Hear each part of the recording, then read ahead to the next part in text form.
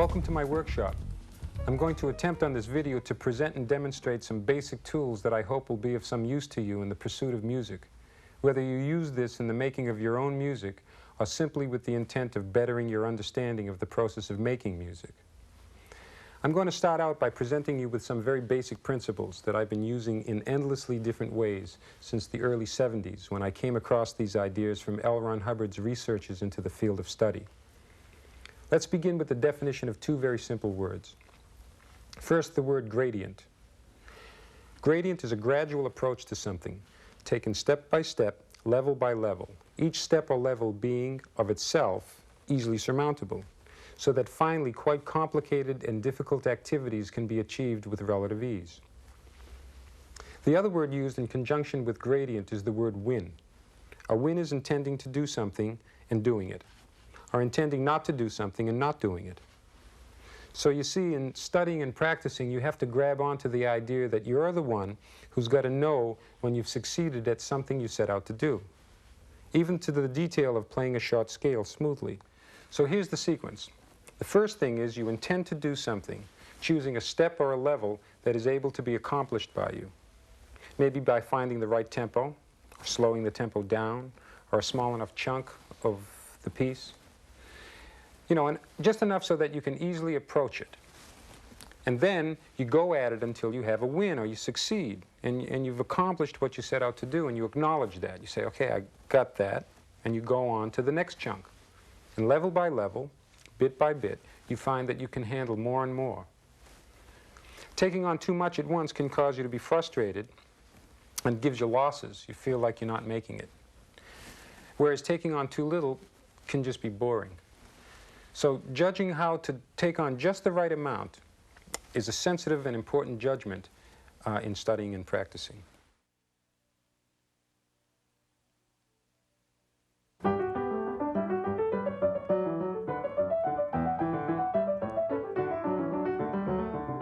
Oops. Okay, that's a little fast now, especially getting into this fifth bar. Fingering here. Now let's see.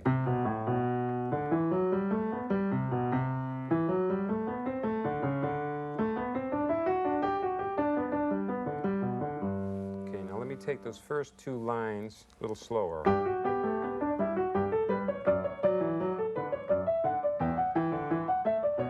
Oops. What's happening?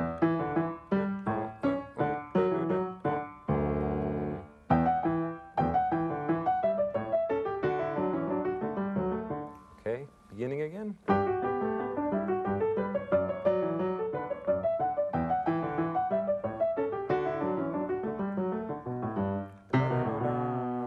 got to make the transition from this bar to that bar. I goof up right in here. Let me look at the left hand now. 2, fingering is 2, 3.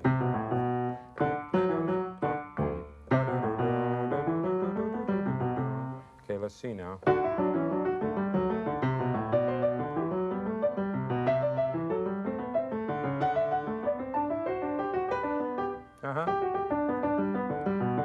Okay, let me check the left hand here a little slower.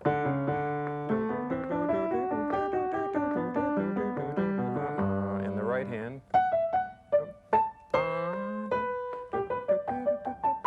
Together, a little slower, I think.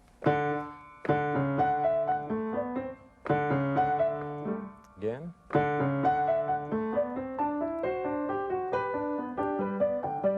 Oops. I'm going to really slow it down.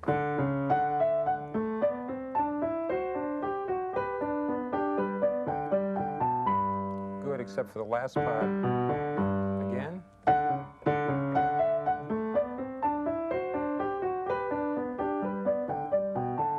One more time, that's getting better.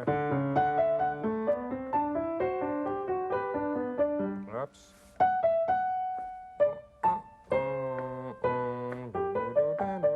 I'm going to slow it down even more.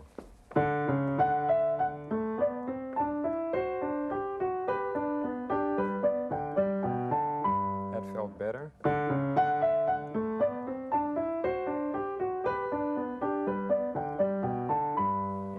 me see if I can put the second 4 bars together, which are the hardest for me right now. Up again.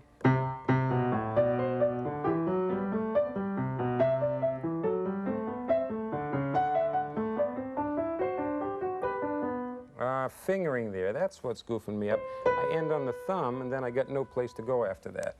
So that's got to be 3-2. 3-2.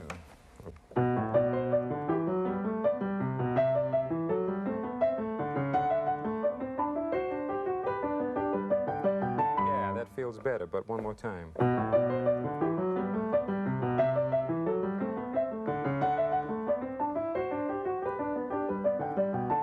Wow, that's pretty good. Let me try it one more time.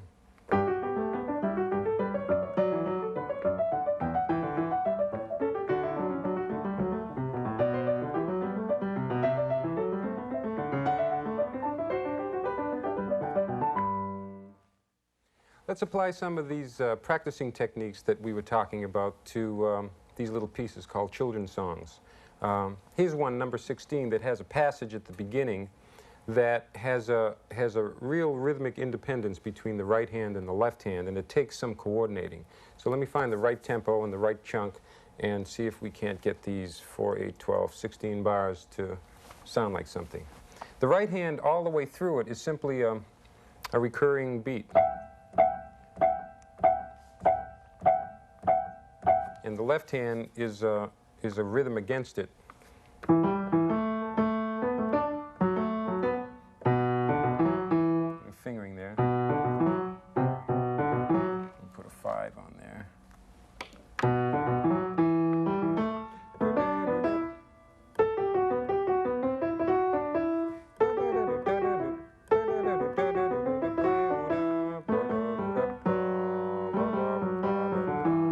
That's the left-hand part. So let me see if this is the right tempo.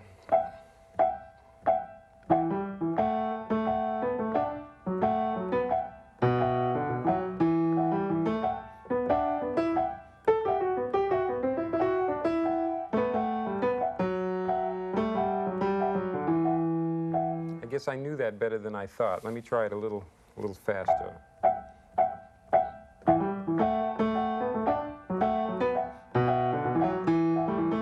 There's a fingering problem there. I better go to 4 here so I can play those next notes. That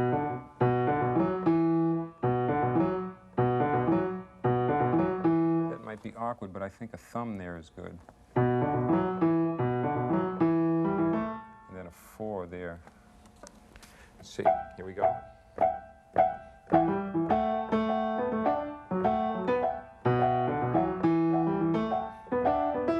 Right in there, it feels a little awkward to me. I'm going to slow it down.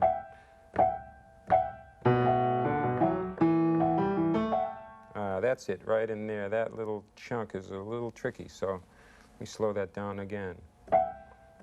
I'm going to make a loop out of this just to get it real settled in my hands.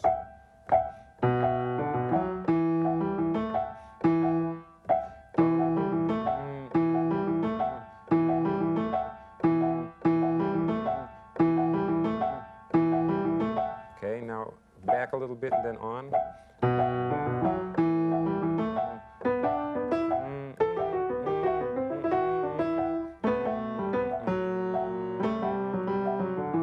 Okay, now up to speed. Da, da, da, da, da, da.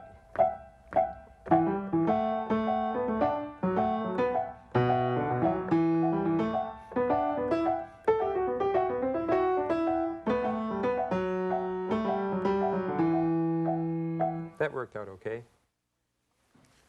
Now with playing, I find that most musicians want to play with a flow.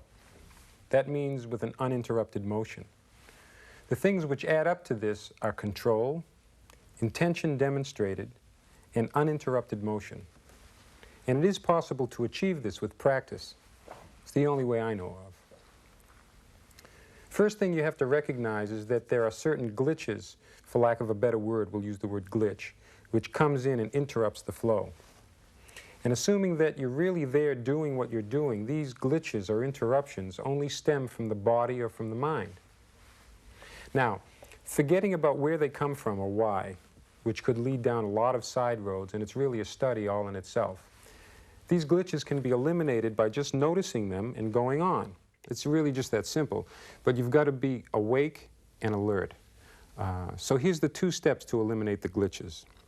The first thing is you imagine the flow of motion you want to make. Got to kind of get it in the mind what this flow is. And then you start the flow, slowly at first, and just notice all the glitches as they come up. You don't analyze them. You just notice them and you keep on flowing. Just keep doing these 2 steps and see the motion smooth out and keep on flowing. Just see the motion flow more and more without interruption. Let me take a piece here, just a segment of a piece called Yellow Nimbus, and it's a right-hand tricky little thing. And let's see if I can't find some glitches in here and smooth them out. Let's see, I'll take it from about here to about there. Let's see.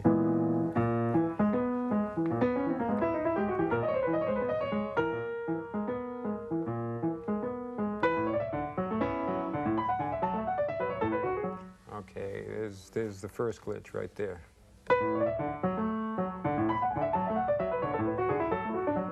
Okay, I got it. I'm going to slow the tempo down and just eliminate these glitches from this part. I'm going to start with just the right hand and do these 4 bars.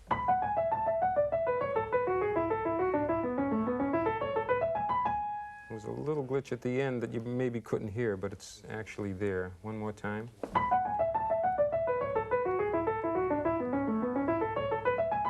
One more time. That was better. Now the left hand is doing a thing. Both together. Oops. Now I got to coordinate them a little slower. There was a glitch right in the left hand there. Slower.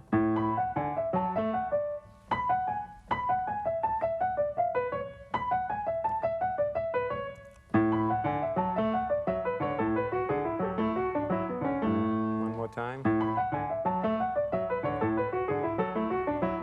That was better. There was a little glitch right at the very end there. That's better. Better. That was better. Now I'm going to continue on to that last little bit.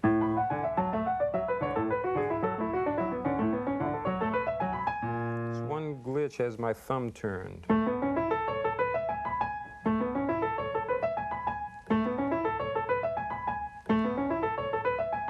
Okay, now I'm going to imagine that motion just flowing, and I'm going to try and do it and see if there are any more glitches right in that 6 bars.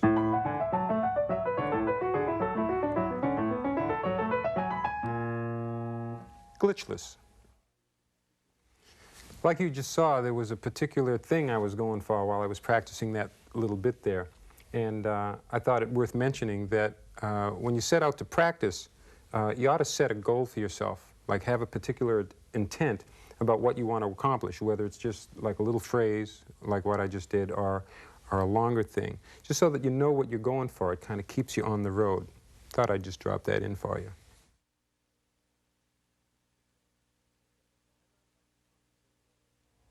I thought it might be fun to look at a practice technique that I use sometimes, and it kind of gets me real separate from my hands, because what we do, you remember we talked about a flow, establishing a flow.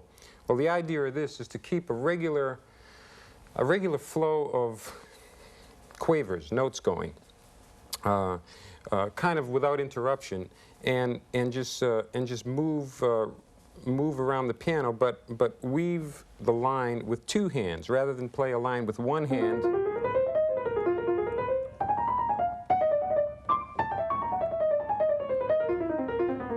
You use 2 hands. And you can get into the idea of thinking of, you got these 10 guys here, each one kind of like a drummer, and do his thing. Like you have these 2 drummers do this, and you have these 3 drummers do this, and you get like a 5, say 5. And then you can change from 5 to 4.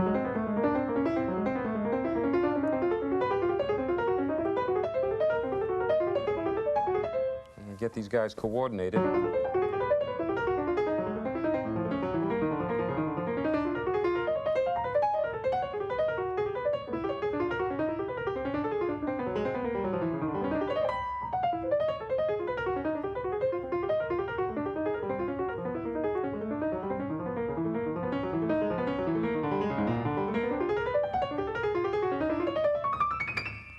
Yeah, and let me start down here and see if I can get that one all the way up.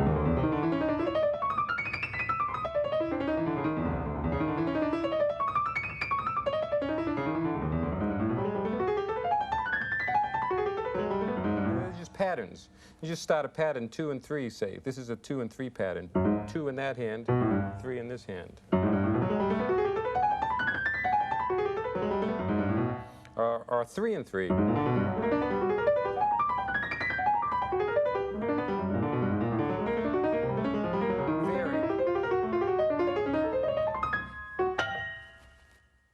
Let's take a look at a standard song now. Here's a piece called Easy to Love by Cole Porter.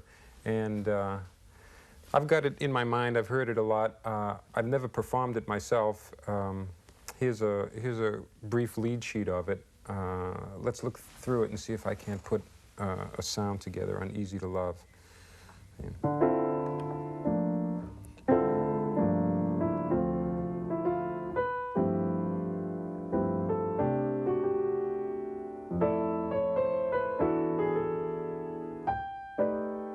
That sounds wrong.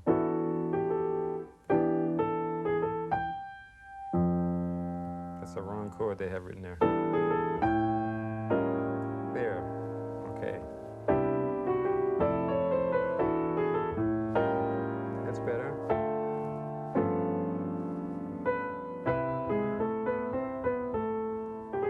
What's that?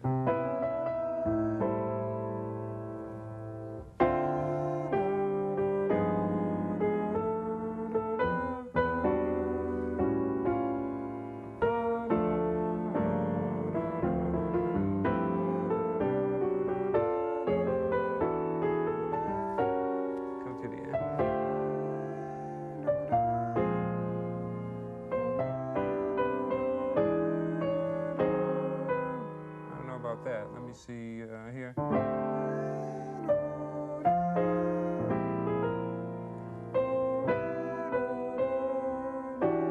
I like the minor chord instead of the dominant chord that's written there.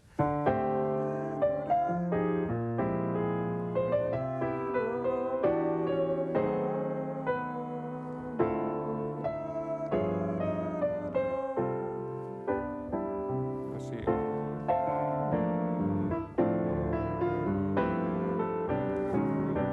Work out a parallel movement for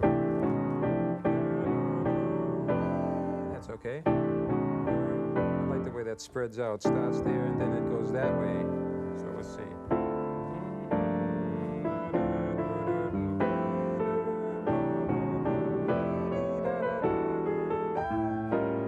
I like to hear those two notes stark naked and then some sound in the middle. Let me try it again.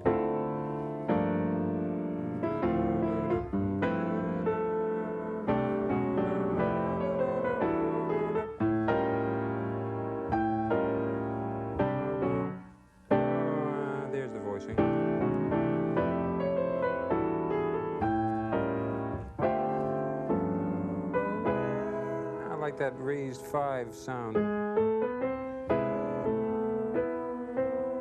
wonder if there's a passing chord in there.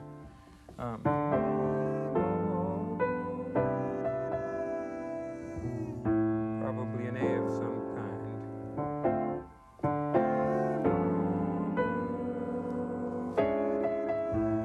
Could do that, but I'll keep it standard for now.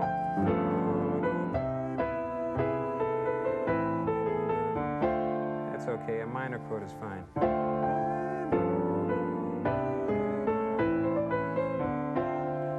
The little inner voice helps move it for me.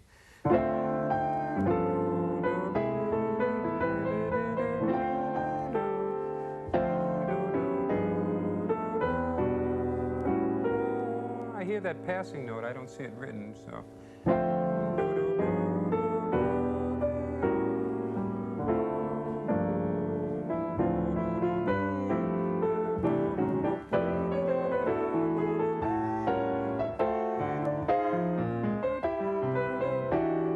Let me work out this little turn here.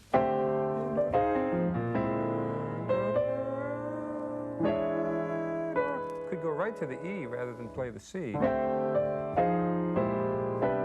That's the standard thing.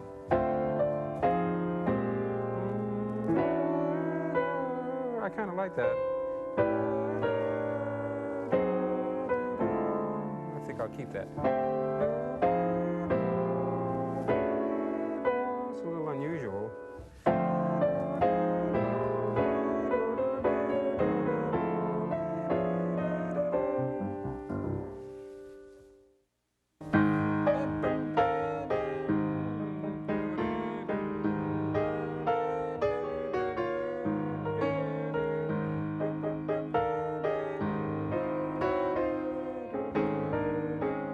That kind of an introduction.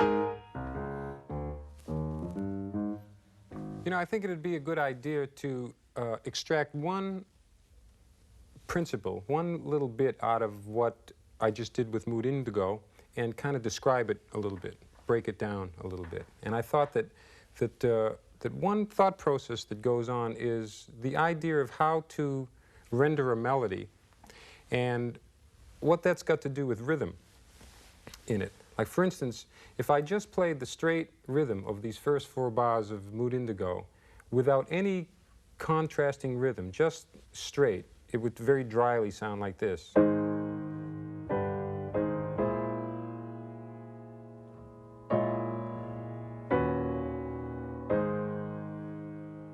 Okay? So that's one rhythm. It's the rhythm of the melody. Now, I suggest that what happens is you can put rhythms in various rhythmic contexts. Like, for instance, if you think of what the drums does, what a drummer might do underneath this, and if he's just playing say a slow swing beat that goes like this,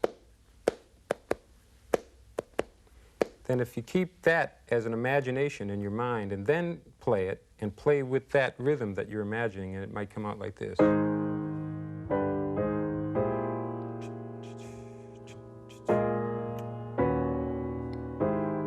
All of a sudden, that has a little bit more life to it. And then keeping that basic rhythm, the melody can then start to be embellished upon by adding other rhythms.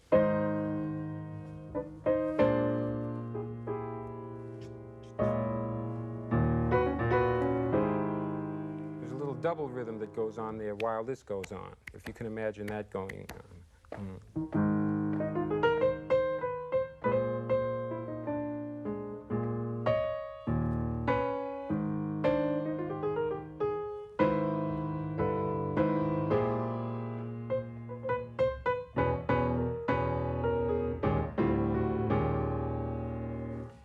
all the time that melodic phrasing is being done, in the mind there's this basic rhythm, so that you've got a kind of counterpoint of rhythm going on. You've got the basic rhythm, and then you get what the melody's doing.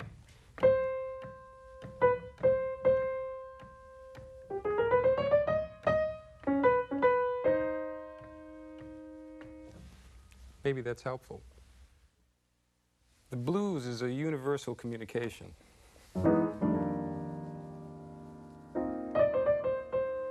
It's got a kind of an expression in it that it's kind of immediately recognizable. Also, just the way it feels.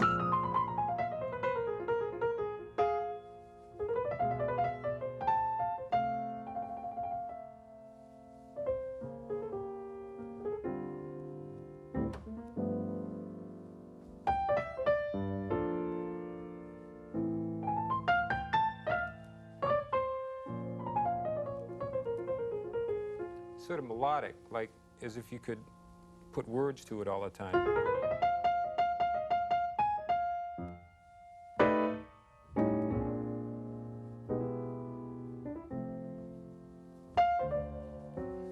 Everybody knows the progressions, so it's not a big shock.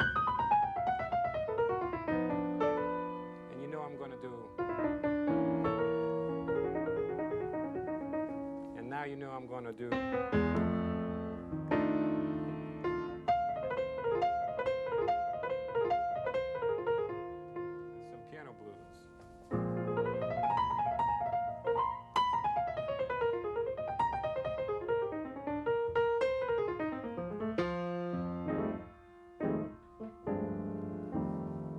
Rhythm there.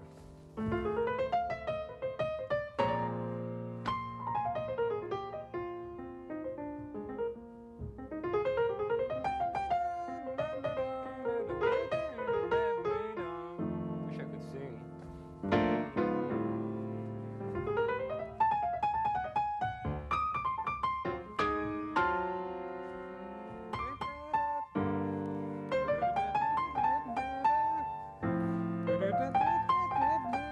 If I had a saxophone, I could play that lick real good.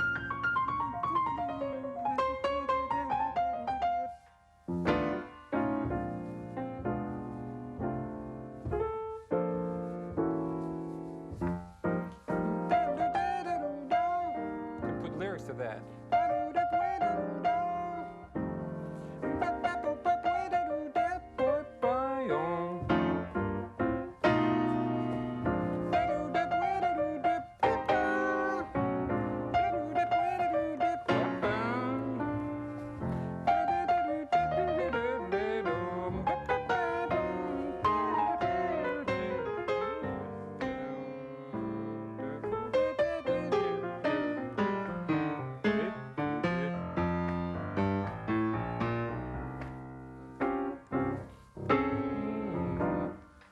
Do this walking kind of thing too.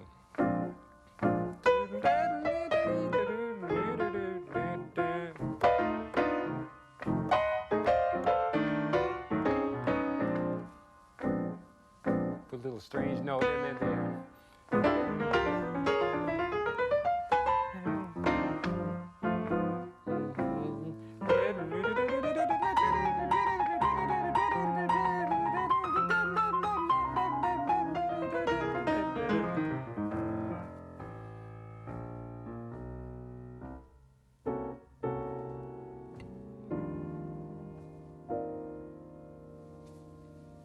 I like expressive music.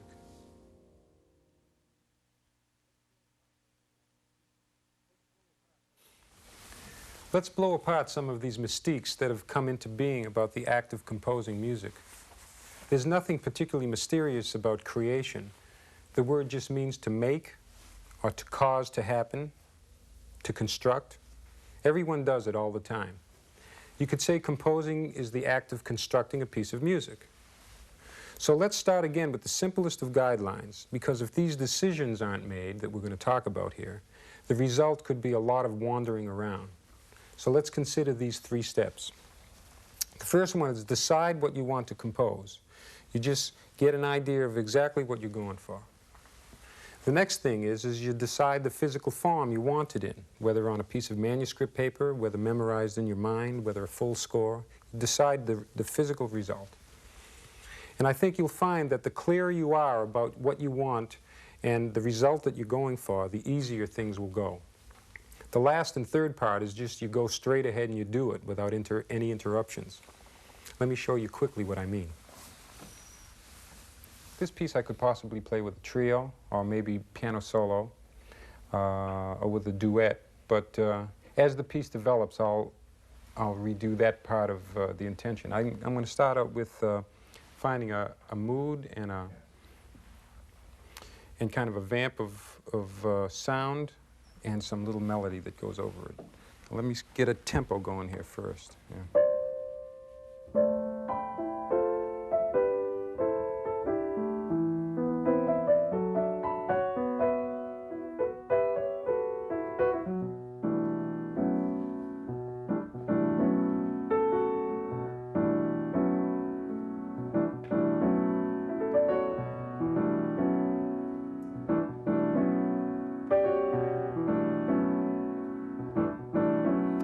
That'll do. I better jot that down so I won't forget it.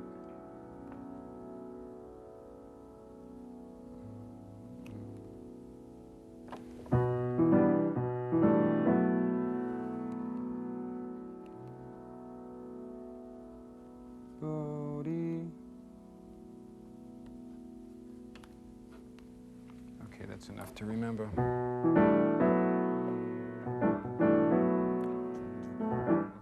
I better put the second bar in. Da da dee. Da da dee.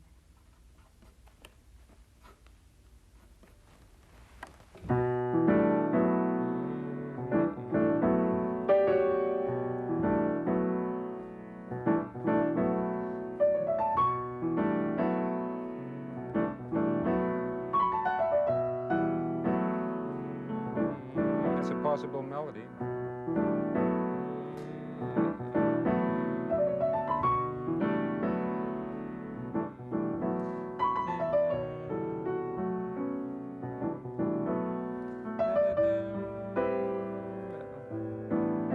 That's a good change. We try those two changes.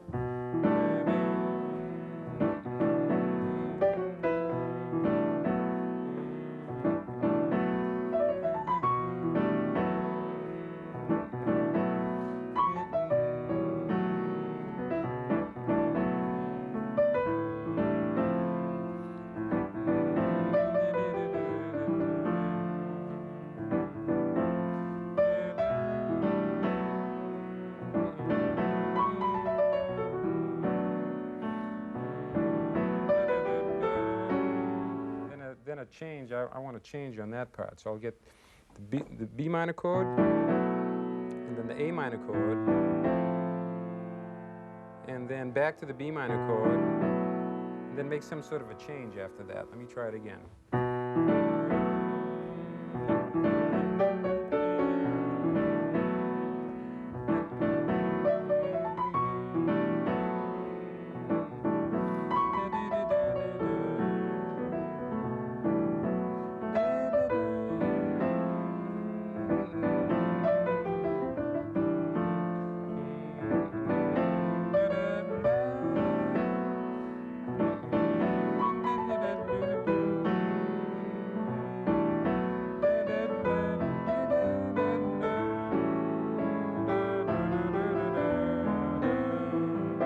Something like that, like a melodic passage might be nice.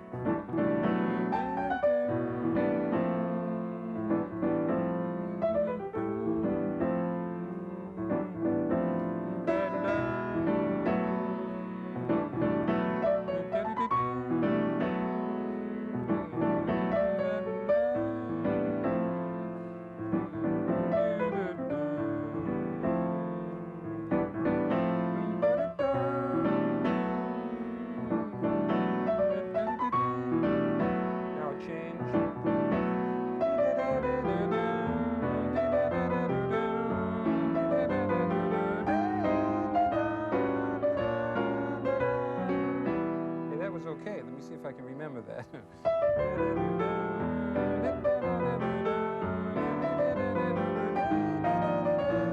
No.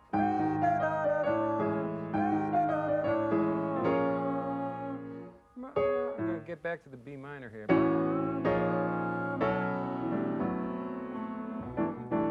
Try that.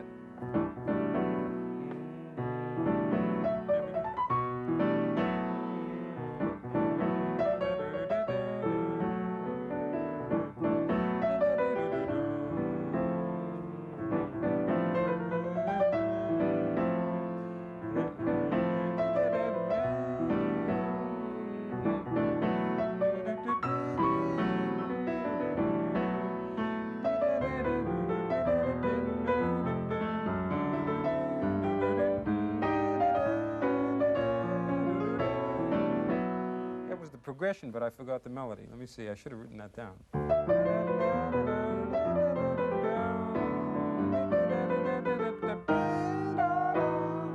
me do that. Let me.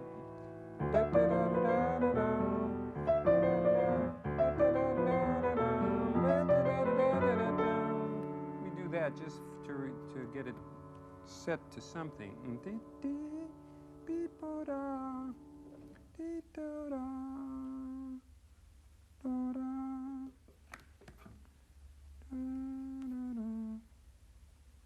I can just write that much down and remember that it goes through the changes. Yeah,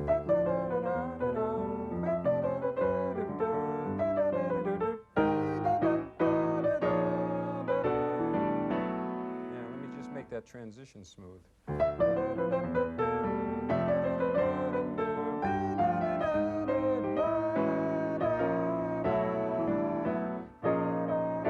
That's not bad.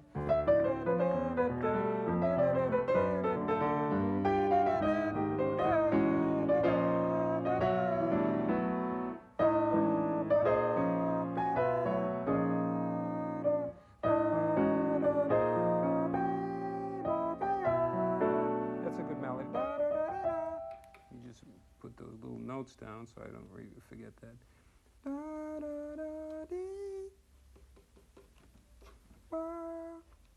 There we go.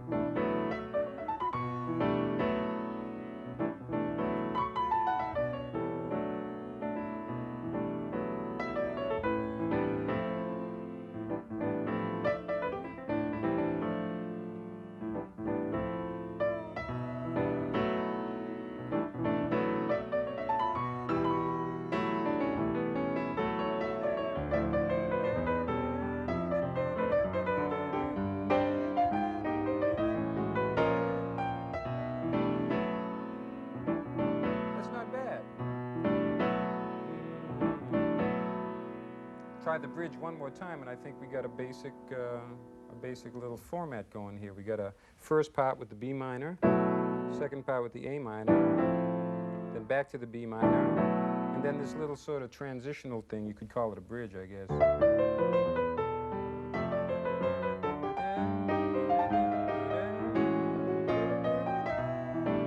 then back to the top again.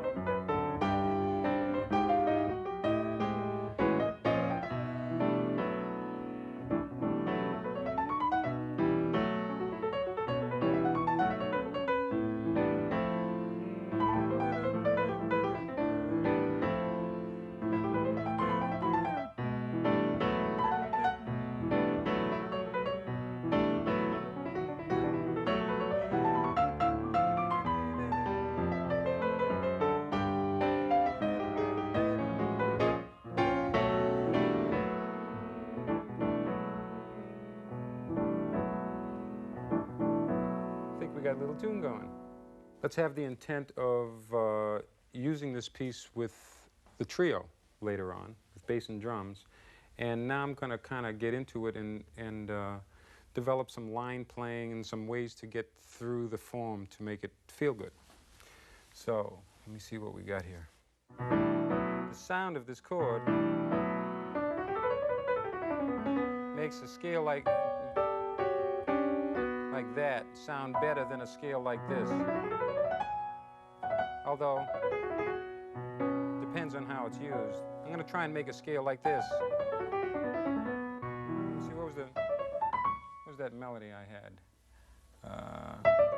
Something like that.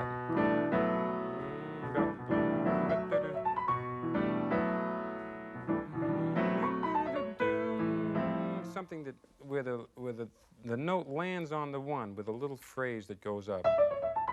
That one there, and then the note will land on this for the second chord. So that for the first chord, this for the second chord. Let me try that.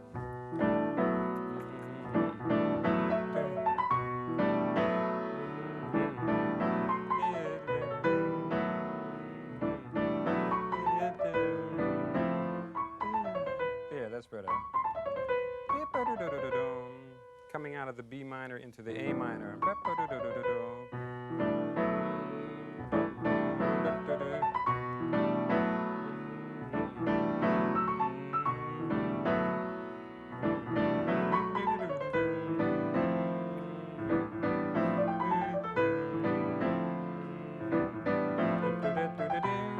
I need a phrase to get back into the B minor.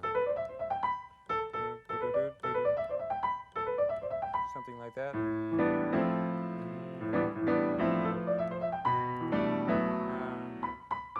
I don't like that note. Let me try that.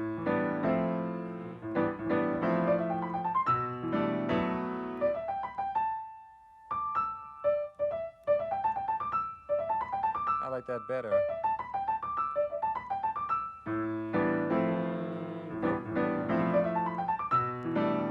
Good.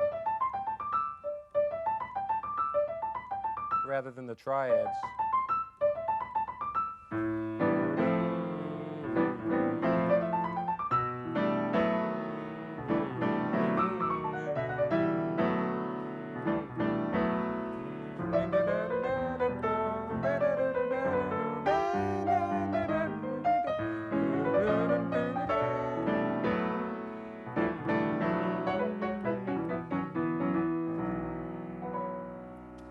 That's okay. I think it's ready for the trio now. Here's a tune I put together, and let's rehearse it. Have a look at it. I'll play a little bit of it for you first. Started out with just this little thing. Let me see.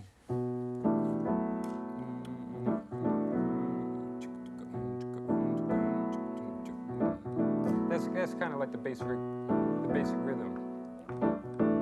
Kind of Latin-y.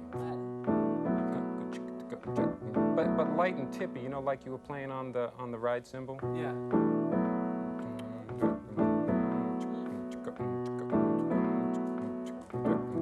Then it goes to A minor.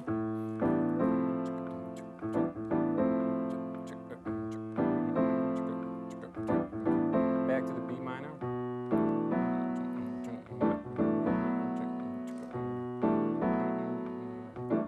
Then a little bridge.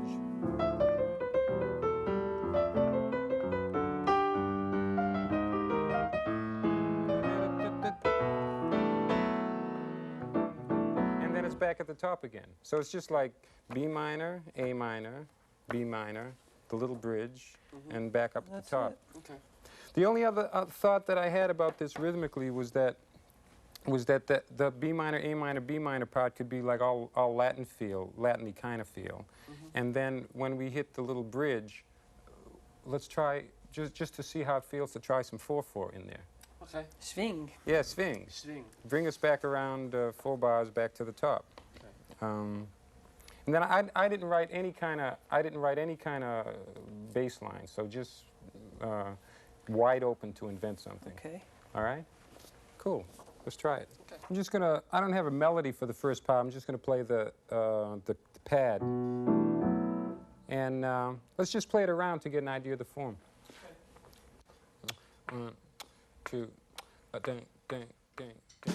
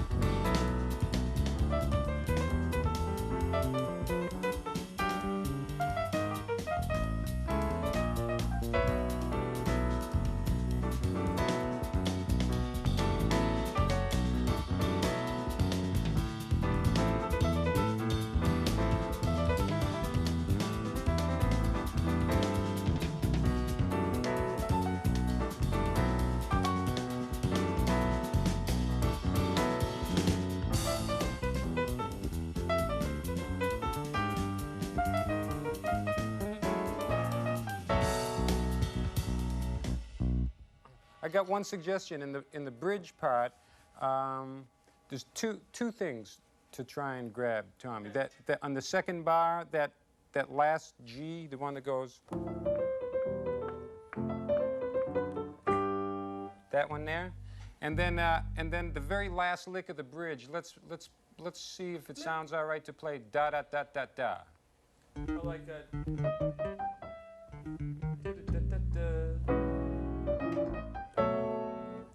To take the turnaround back to the top. Yeah. Okay. Let's try right on the bridge. Okay. Yeah? No, I just had an idea. You want to try Bayonne instead of what we were doing? Yeah, we could try. Because it might sit better with the piano figure. Okay. What's the Bayonne? What do you? It's gong, gong, gong, gong,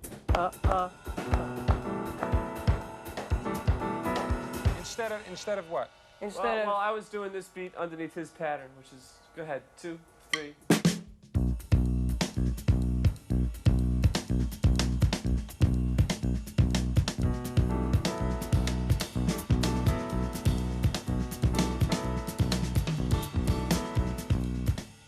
You know the Bayonne beat is better as a basic, I think, as a basic thing, and then that's a great variation. yeah. The only thing To about kick it, you know. the only thing about it is his bass drum is hitting a 16th note apart from your second hit, because you're going 1 E and da da da da bam, and he's going 1 dum bam. So that's why. So, well, what if I change it to... If you stagger it, there you go.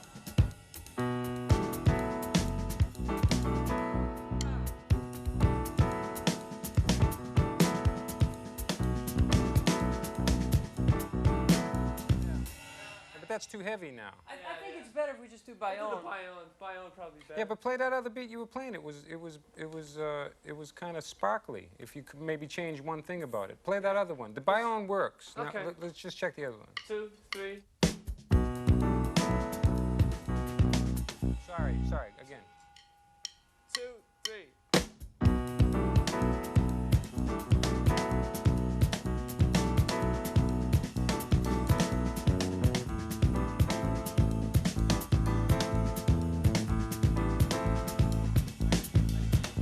I like it.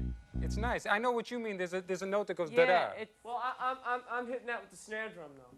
Well, it's too much on the bottom. To me, it's a little too dusty. I mean, it gets cluttered. Let me hear just the drums and the piano part. Right. 2, 3, 4.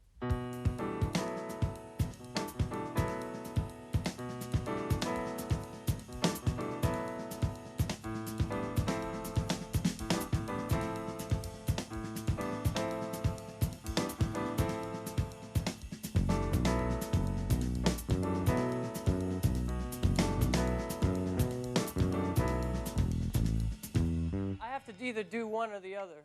That's nice. If I do that and we both play the Sango or whatever, that works. Yeah. It's either one or the other. Because if I play Bayonne, he plays that one. It sounds kind of. That was nice what you just did. Well, let's do that one then. Okay. So now let me hear the other one. The first one. 1, 2, 3.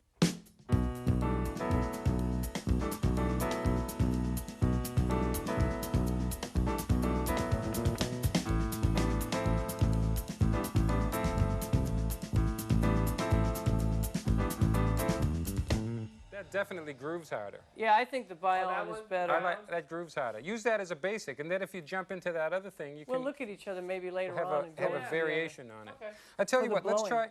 let's try this thing from.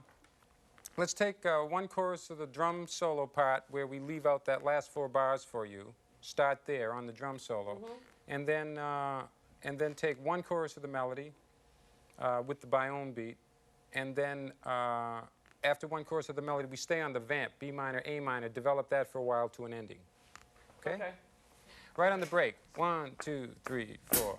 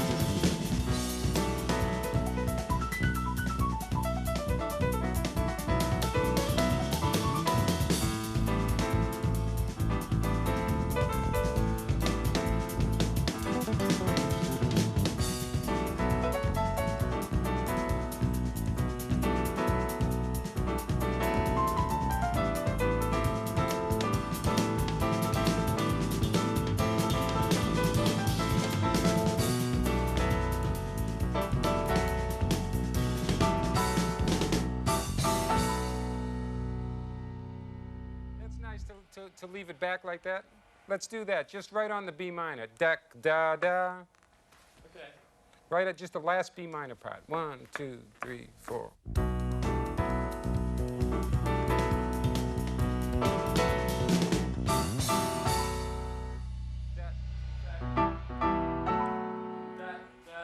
Yeah, try that. 1, 2, 3, 4.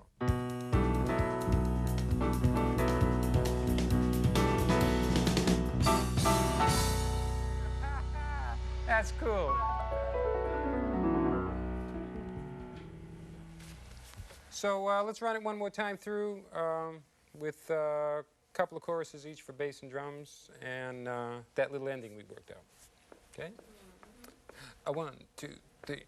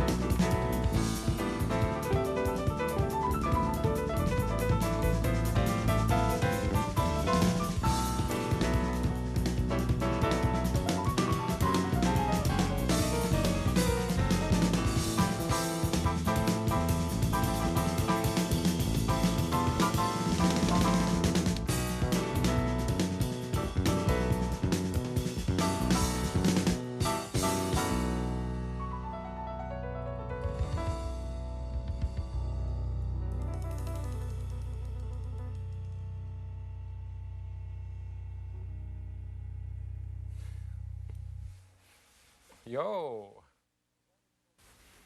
Well, that was quite an adventure for me. I hope some of this proves helpful to you in some way. And I do have a thought I'd like to leave you with. I believe that each one of us is basically responsible for the condition we're in. Whatever abilities or lack of abilities we find we have, we've had a definite hand in bringing that condition about, and we can change it. Each of us has the power to make things happen, and we're the only ones that can truly cause improvements with ourselves and with music and with our lives. So when you decide to study, when you decide to expand and improve, take one thing at a time, accomplish what you set out to do things that you can accomplish and win at. Get all distractions and counterintentions out of your way and go ahead and win. I know you can. What else is there to do anyway? I'll see you later.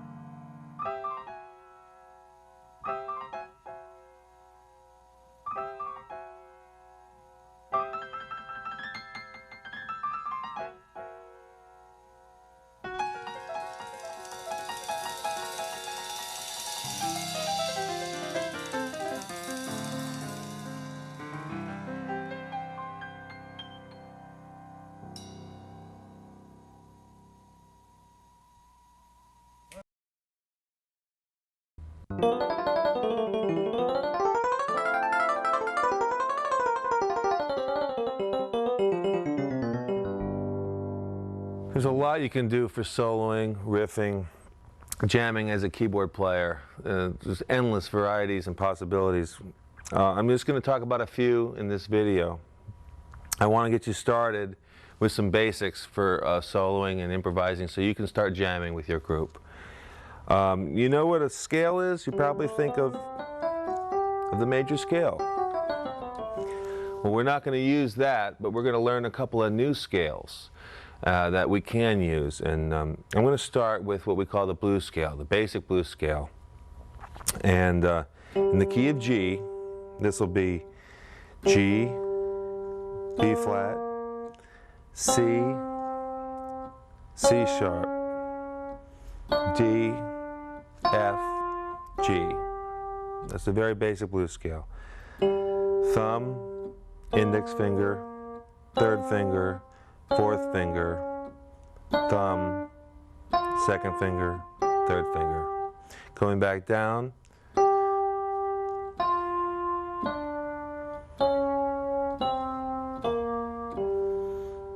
One more time. G, B flat, C, C sharp. Thumb comes under. D, F, G. G, F, D. Fourth finger comes over. C sharp, C, B flat, G.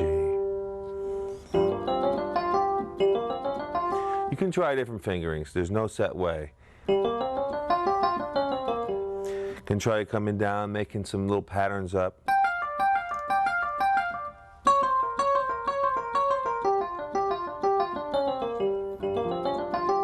The idea with improvising is to express yourself. And you might listen to different records and hear ideas, and it's okay to copy things, and you can put your own little twist on them. In addition to the blues scale, I like to add the major third, sometimes just going up. It works real well going up.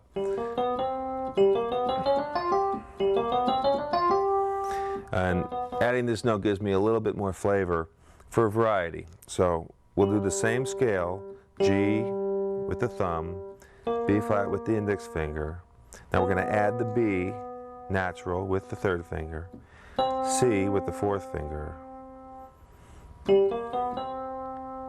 Then we're going to bring over our index finger and do the C sharp. Thumb's going to come under for D, index finger for F, and the root on top, G.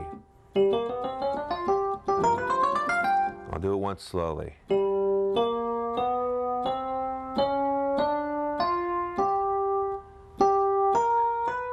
Up an octave.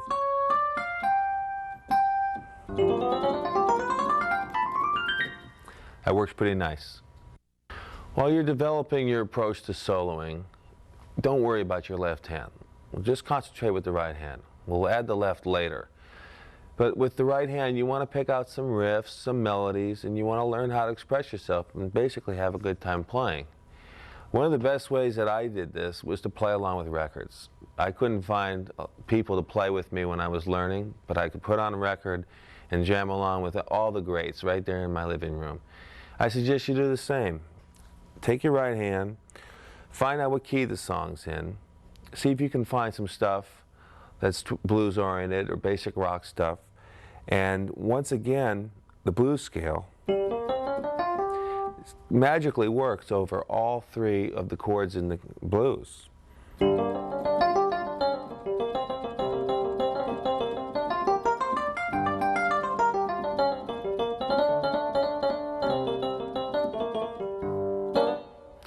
So you basically need to learn one scale, but you need to learn it in all 12 keys. So I've started you on G. See if you can learn this scale in C. See if you can learn it in F. See if you can learn it in D. And see if you can learn it in E, because guitar players love the key of E. You'll be playing a lot of blues in E. And learn your blues scale, mess around, come up with some riffs. Don't be afraid to try two notes, try octaves.